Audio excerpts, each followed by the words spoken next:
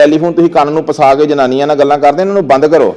ਸਿੱਧੀ ਜਿਹੜੀ ਗੱਲ ਆ, ਜਿਹੜਾ ਤੁਹਾਡਾ ਕੰਮ ਦੀ ਗੱਲ ਆ, ਜਿੱਦਾਂ ਹੁਣ ਨਿੱਕੇ ਨਿੱਕੇ ਕੇਸ ਫੜੀ ਹੋ ਜਾਂਦੇ ਤੁਹਾਡੇ ਤੋਂ ਪਹਿਲਾਂ ਥੋੜੇ ਦਿਨ ਪਹਿਲਾਂ ਇੱਥੇ ਮੇਰੇ ਕੋਲ ਬੰਦਾ ਬੜਾ ਸ਼ਰੀਫ ਆ, ਨਪੜ ਬੰਦਾ ਵਿਚਾਰਾ, ਸਾਦਾ ਜਿਹਾ ਪਾਕਿਸਤਾਨੀ ਮੁੰਡਾ, ਤੇ ਇੱਕ ਤਾਂ ਚਲੋ ਪੜ੍ਹਿਆ ਲਿਖਿਆ ਚੰਟ ਬੰਦਾ ਕਿਸੇ ਦੇ ਹੱਥ ਆ ਗਿਆ, ਉਹਦੀ ਤਾਂ ਵੱਖਰੀ ਗੱਲ ਹੈ ਵੀ ਹਾਂ ਵੀ ਇਹਨੇ ਕੋਈ ਨਾ ਕੁਛ ਕੀਤਾ ਹੋਣਾ। ਇੱਕ ਸਿੱਧਾ ਜਿਹਾ ਬੰਦਾ ਦਿਹਾੜੀ ਲਾਉਂਦਾ ਪਿਆ, ਉਹਨੇ ਕੀ ਕਰ ਦਿੱਤਾ, ਉਹਦੇ 30 ਮੋਟਰਸਾਈਕਲ ਦੇ ਲਾਇਸੈਂਸ ਚਲਾਨ ਹੋਏ ਪਏ ਆ।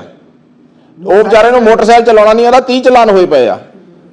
यही बात मैं बड़ी यही बात ਤੁਹਾਡੇ ਨਾਲ ਅਸਲ ਮੈਂ ਕਰਨਾ ਚਾਹ ਰਿਹਾ ਸਰ। ਬੜਿਆ ਸਾਰੇ ਵੀਰਾਂ ਨੂੰ ਮੈਂ ਬੜੀ ਦਫਾ ਵੀਡੀਓ ਦੇ ਵਿੱਚ ਵੀ ਕਿਹਾ ਤੇ ਲੇਕਿਨ ਵਜ੍ਹਾ ਉਹੀ ਹੈ ਨਾ ਕਿ ਬੰਦੇ ਨੂੰ ਪਤਾ ਨਹੀਂ ਹੁੰਦਾ, ਪੇਪਰ ਮਿਸਯੂਜ਼ ਹੋ ਜਾਂਦੇ। ਹਾਂ ਇਸ ਤਰ੍ਹਾਂ ਹੋਇਆ ਨਾ ਉਹਦੇ ਨਾਲ। ਬਿਲਕੁਲ ਬਿਲਕੁਲ 30 ਚਲਾਨ ਇੱਥੇ ਮੇਰੇ ਕੋਲ ਬੰਦਾ ਪਿਆ, ਤੁਹਾਡੇ ਕੋਲ, ਤੁਹਾਡੇ ਆਉਣ ਤੋਂ ਅੱਧਾ ਘੰਟਾ ਪਹਿਲਾਂ ਬੰਦਾ ਉੱਠ ਕੇ ਮੇਰੇ ਕੋਲ ਗਿਆ ਤੇ ਸਾਨੂੰ ਕੱਲੇ ਦਲ ਪੈਰੀਫੇਰੀਆ ਦੇ ਇਦਾਂ ਪੈਰੀਫੇਰੀਆ ਇਦਾਂ ਸਾਨਾ ਕਰਦਾ ਪਿਆ ਕਿ ਕੱਲਾ ਪੇਪਰ ਮੰਗਦਾ ਪਿਆ। ਤਿੰਨਾਂ ਦੀ ਇੱਕ ਵਾਰੀ ਮੰਗ ਲਈ, ਚੌਂ ਦੀ ਇੱਕ ਵਾਰੀ ਮੰਗ ਲਈ, ਇੱਕ ਦੀ ਇੱਕ ਵਾਰੀ ਮੰਗ ਲਈ, ਦੋ ਅਦਾਲਤਾਂ ਲਟਕਦੀਆਂ ਪਈਆਂ, ਕਲੀਅਰ ਹੀ ਨਹੀਂ ਹੁੰਦੀਆਂ ਪਈਆਂ। ਆ 6 ਮਹੀਨੇ ਹੋ ਗਏ ਉਹਦੇ ਮਗਰ ਪਿਆ ਨੂੰ। ਔਰ ਤੁਹਾਨੂੰ ਨਹੀਂ ਲੱਗਦਾ ਕਿ ਹਕੂਮਤ ਯੂਨਾਨ ਨੇ ਜਿਹੜਾ ਡਿਜੀਟਲ ਕੈਮਰੇ ਨਸਬ ਕੀਤੇ ਨੇ ਅਤੀਕਾ ਦੇ ਤਮਾਮ ਜਿਹੜੇ ਬੜੀਆਂ ਯਾਨੀ ਕਿ ਸੜਕਾਂ ਜਿਹੜੀਆਂ ਆਮਦੋ ਰਫਤੇ, ਉਹ ਬਿਹਤਰੀਨ ਫੈਸਲਾ ਨੇ? ਹਾਂਜੀ ਬਿਲਕੁਲ ਬਿਹਤਰੀਨ ਫੈਸਲਾ। ਦੇਖੋ ਜੀ ਸਿੱਧੀ ਜਿਹੜੀ ਗੱਲ ਆ, ਬਾਰਾਵਾਸੀਆਂ ਬਹੁਤ ਕਾਨੂੰਨ ਹੁਣ ਕਾਹਤੋਂ ਹੁੰਦੇ ਪਏ ਆ ਇਹ, ਕਿਉਂਕਿ ਡਰਾਈਵਰਾਂ ਦੀਆਂ ਮਿਹਰਬਾਨੀਆਂ ਆ, ਕੱਲੀਆਂ ਸਾਡੀਆਂ ਨਹੀਂ, ਗਰੀਕੀ ਵੀ ਇਹਦੇ ਵਿੱਚ ਆ।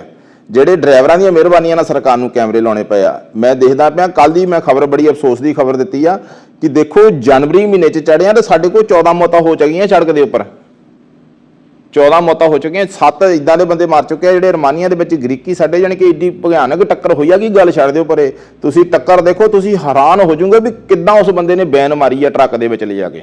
ਬਾਕੀ ਗੱਲ ਸਹੀ ਹੈ, ਕਿਉਂਕਿ ਉਹ ਆਪਣੇ ਟਰੈਕ ਤੇ ਬਿਲਕੁਲ ਰੌਂਗ ਟਰੈਕ ਤੇ ਜਾ ਕੇ ਉਹਨੇ ਟਰੱਕ ਦੇ ਵਿੱਚ ਮਾਰਿਆ। ਟਰੱਕ ਵਾਲੇ ਨੇ ਤਾਂ ਪੂਰਾ ਆਪਣਾ ਜ਼ੋਰ ਲਾਇਆ ਸਾਈਡ ਤੇ ਜਾਣ ਨੂੰ। ਉਹ ਤੋਂ ਬਾਅਦ ਹੁਣ ਇੱਥੇ ਸਾਡੇ ਬੰਦਿਆਂ ਦੀਆਂ ਕਿੰਨੀਆਂ ਮੌਤਾਂ ਹੋ ਚੁੱਕੀਆਂ ਟ੍ਰੈਫਿਕ ਦੀ ਵਜ੍ਹਾ ਨਾਲ, ਮੋਟਰਸਾਈਕਲਾਂ ਤੇ ਡਿਲੀਵਰੀ ਦੀ ਵਜ੍ਹਾ ਨਾਲ। ਸਾਡੇ ਬੰਦਿਆਂ ਨੂੰ ਮੈਂ ਪਹਿਲਾਂ ਵੀ ਬੜੀ ਸਖਤੀ ਨਾਲ ਕਿਹਾ, ਬੇਸ਼ੱਕ ਮੇਰੀ ਗੱਲ ਦਾ ਤੁਸੀਂ ਗੁੱਸਾ ਕਰੋ, ਆ ਜਿਹੜਾ ਟੈਲੀਫੋਨ ਤੁਸੀਂ ਕੰਨ ਨੂੰ ਪਸਾ ਕੇ ਜਨਾਨੀਆਂ ਨਾਲ ਗੱਲਾਂ ਕਰਦੇ, ਇਹਨਾਂ ਨੂੰ ਬੰਦ ਕਰੋ। ਸਿੱਧੀ ਜਿਹੜੀ ਗੱਲ ਆ, ਜਿਹੜਾ ਤੁਹਾਡਾ ਕੰਮ ਦੀ ਗੱਲ ਆ, ਮੋਟਰਸਾਈਕਲ ਤੇ ਗੱਲ ਨਹੀਂ ਕਰਨੀ, ਬਲੂਟੂਥ ਦੇ ਨਾਲ ਗੱਲ ਕਰੋ। ਫੋਨ ਜਿੱਥੇ ਤੁਹਾਡਾ ਹੈਂਡਲ ਦੇ ਨਾਲ ਕਿਤੇ ਫਸਦਾ ਉੱਥੇ ਰੱਖੋ।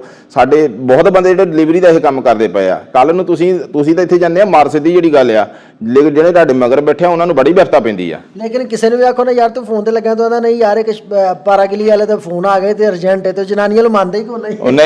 ਨਹੀਂ ਇਹ ਗਲਤ ਗੱਲ ਆ, ਇਹ ਬਿਲਕੁਲ ਗਲਤ ਗੱਲ ਆ। ਜਾਣੀ ਕਿ ਪਾਰਾਗਿਲੀ ਵਾਲੇ ਤਾਂ ਸੁਣਦੇ ਕੋਈ ਨਹੀਂ। ਪਾਰਾਗਿਲੀ ਵਾਲੇ ਨੇ ਤਾਂ ਕਹਿੰਦਾ ਮੈਂ ਆ ਰਿਹਾ ਰਸਤੇ ਦੇ ਵਿੱਚ।